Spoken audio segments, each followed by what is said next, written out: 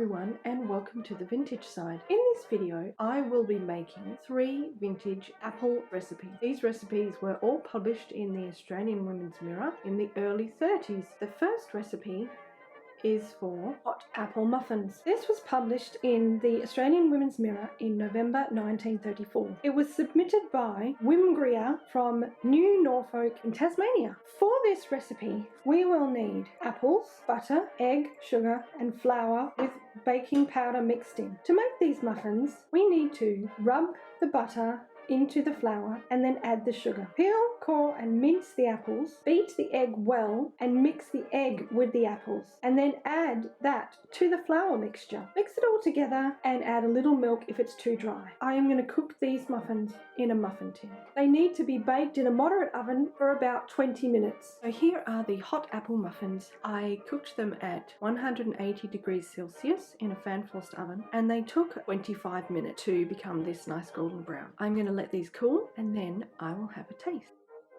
Wow, I think these are delicious. They're absolutely packed with pieces of apple and that has helped the batter to stay very moist. These would definitely be great for breakfast and you could make them the night before and then in the morning warm them up, have them cut open with some melted butter on them. Absolutely delicious. This next recipe is called Apple Surprises. It was published in the Australian Women's Mirror in April 1934. The recipe was submitted by Fanny Carmichael from Junaby in Queensland. For this recipe, we will need flour, butter, sugar, eggs, lemon juice diluted with water, and apple puree. To make the apple surprises, we need to cream half a cup of butter with half a cup of sugar. Then mix in our 2 beaten eggs. Then add 1 dessert spoon of lemon juice diluted in a tablespoon of water.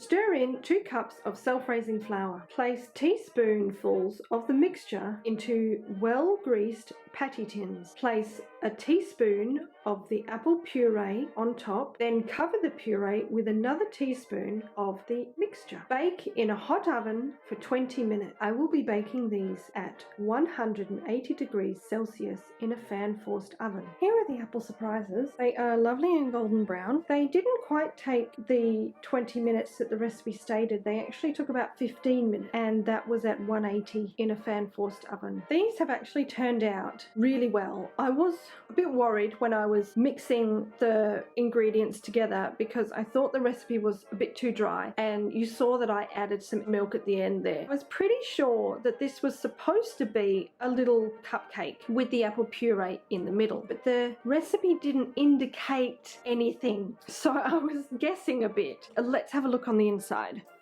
That is really nice and soft and you've got that lovely apple in the middle there. These are so soft. There has been some moisture from the apple puree, which I knew would happen, but I'm glad I added the milk because it has definitely made this a lovely, soft, moist little cake, and that apple in the middle there is just delightful. These are absolutely delicious. This next recipe was published in the Australian Women's Mirror in July of 1934. It is for apple muffins. For this recipe, we will need flour, baking powder and salt, which I have already mixed into my flour, sugar, apples, milk and melted butter. To make the muffins, we need to mix the sugar and apples into the flour. Then bind the ingredients with milk and melted butter.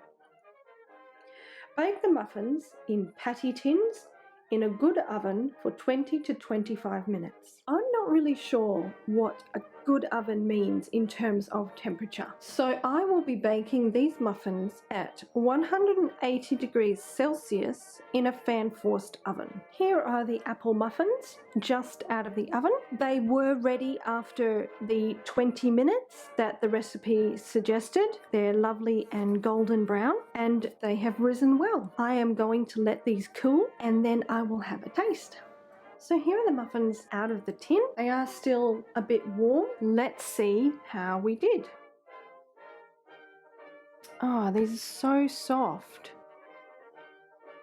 These muffins are really good. They're lovely and soft. These muffins don't have any eggs, and the ratio of the rest of the ingredients is perfect. So if you substituted the butter and the milk for vegan alternatives, then these ones would be vegan. I am going to finish off the rest of this muffin, and I'll see you guys next time.